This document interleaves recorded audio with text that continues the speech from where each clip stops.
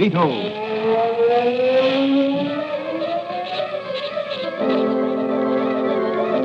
Sweeping down upon the underworld to smash gangland comes the mysterious, all-powerful character who is a problem to the police, but a crusader for law.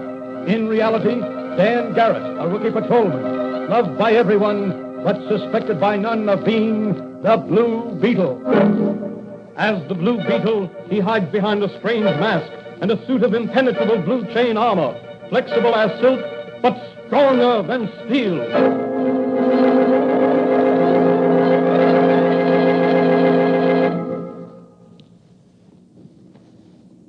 Today's episode of The Blue Beetle is the second part of a story entitled Crime Incorporated.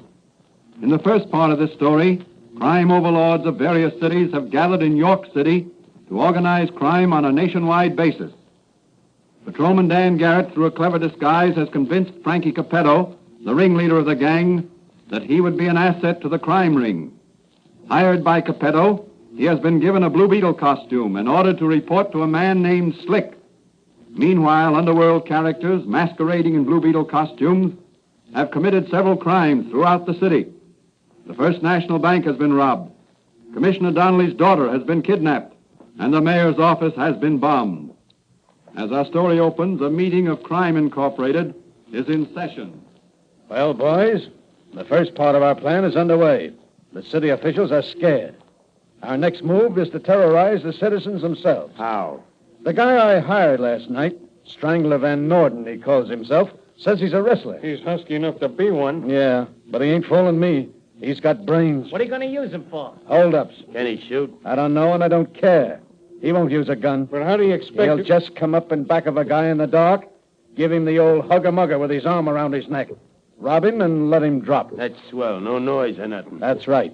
Once he gets started, the citizens will demand a crime cleanup. Well, what about the real Blue Beetle? Well, I figure he'll fall into our net as soon as he hears about all these fake Blue Beetles. Once we get him out of the way, we're all set. We'll organize this town, then move on to other big cities. Now, each of you specialists will head your own racket, but the take will be pooled. Every so often, the syndicate will declare a dividend. That's a swell idea. Great. I hope it works.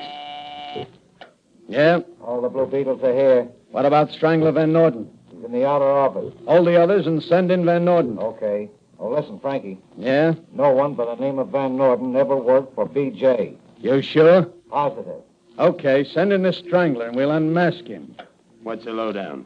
This wrestler's a fake. You mean he's a dick? I don't know, but we'll soon find out. Here's the strangling. Oh, come in, Van Norden. You met some of these gentlemen before? Yes, I have. Say, you look swell in your Blue Beetle costume. Thanks. It's a very good fit, too. By the way, just what sort of work did you do for the late B.J.? Well, Never mind. I won't pry into your past. I'll let somebody else do that. Yeah, Frankie? Come in and bring the other Blue Beetles with you. Okay. Mr. Strangler Van Norden, I want you to meet B.J.'s former chief of staff, Slick Thomas. He says you never worked for B.J. Oh, come in, boys. Hey, Slick, Yes, Frankie? strip the mask from the Strangler's face. Okay. Grab him, boys. No, you don't. There's one Blue Beetle left. Two Blue Beetles left. And now for... Look out while I plug him. Wait a minute. Not here. Slick, Yeah, Frankie? unmask him. Sure. There. Well, I'll be... You know him? Sure. Who is he? The copper, Dan Garrett. Dan Garrett. A copper. Hey, what do you say, Capetto? Let me plug him. Now, put up your guns. We don't want any shooting around here. What'll I do with him, Frankie? Examine his costume. Looks like one of ours. How about the midget antenna in his helmet? Just a minute. It's a fake. It ain't connected with anything. Search him. You find anything? Nothing. No magic ray or flashlight or master keys? Nothing, Frankie. Then he isn't the real Blue Beetle. Just a dumb copper. No, not so dumb. What'll I do with him? Throw some water on him. We'll take him out to Hangman's Island where we've got the girl. Hey, it's the cops. Frankie, I should have stayed on guard. Hey, how do we get out of here? We'll blast our way out. Hey, quick. This way, everybody. Through this panel.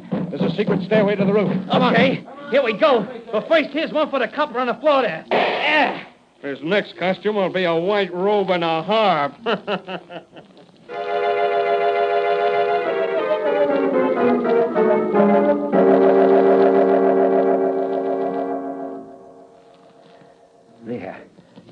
are, Danny.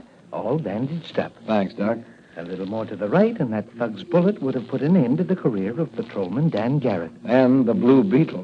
Why didn't you wear the real Blue Beetle costume and mask and take along the magic ray and other things? I was out after information.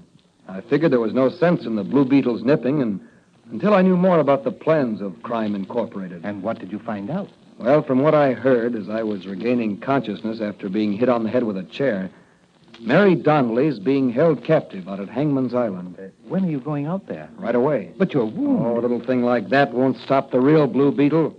It's only a flesh wound. But you're going as the real Blue Beetle this time, I hope. You bet. And I'd like to take along that electric ray pistol if it's ready. It's all ready, Danny. Fine, Doc. Now, as soon as I get into my Blue Beetle costume, I'm off to Hangman's Island. Tonight, the Blue Beetle will sting as well as nip.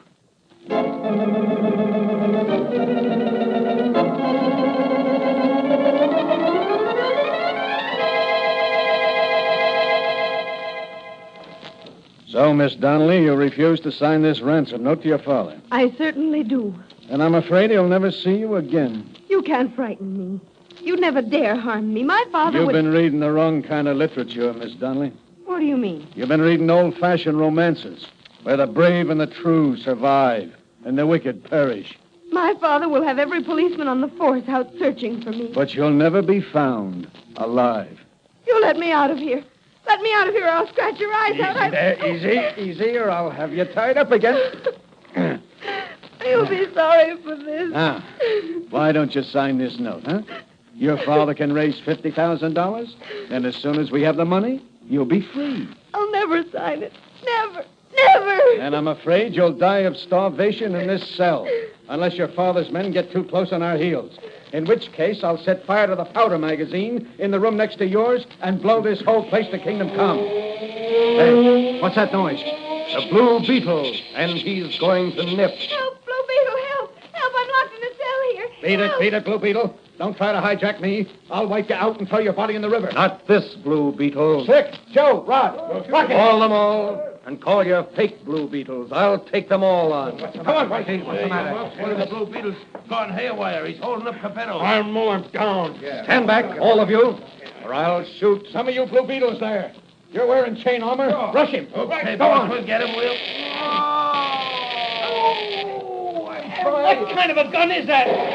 I must have been shooting blanks at him. Now I'll shoot, Rocky, and it won't be blank.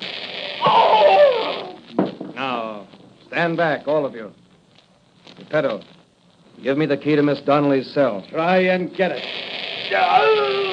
Here, take the key. Take the key. Take all of them. Now, all of you, get over against the wall.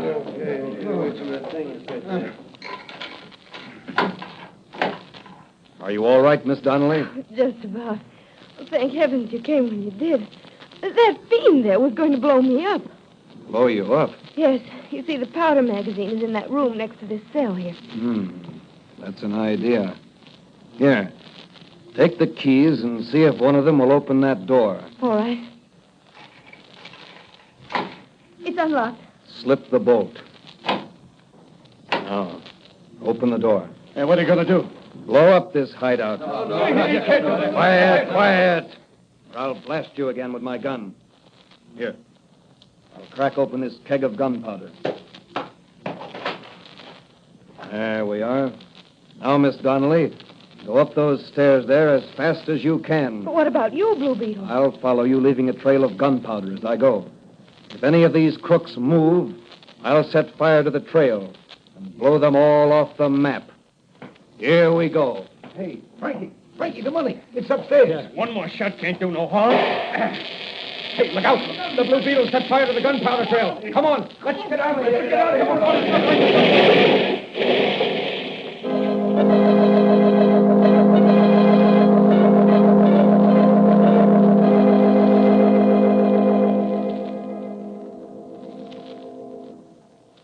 Well, Danny, the Blue Beetle certainly wiped out one rat nest. Yes, and a lot of fake Blue Beetles with it. I meant to give them an even chance with the law when we got outside. But when I gave Rocky another burn with a ray gun, it ignited the powder trail. You and Miss Donnelly were lucky to escape with your lives. Yes. As soon as I got her back to the mainland, I sent her home in a taxi. Well, you'd better turn in. Yes, I guess I will, Doc. After this adventure, I'll be seeing blue beetles in my sleep.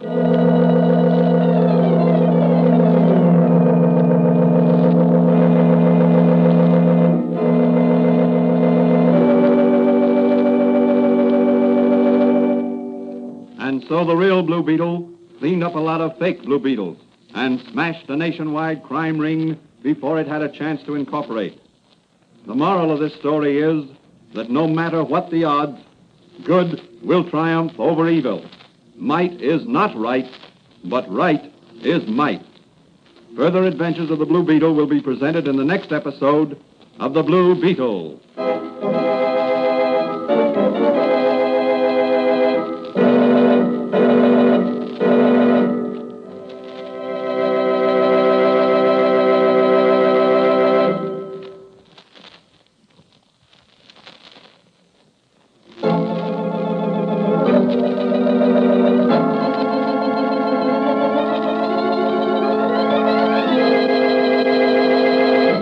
The Blue Beetle is a copyrighted Fox feature appearing in Mystery Men Comics magazine and the Blue Beetle magazine. The Blue Beetle is on the air twice a week on this same station. Consult the broadcast schedule in your local newspapers. And don't forget to listen in to The Blue Beetle.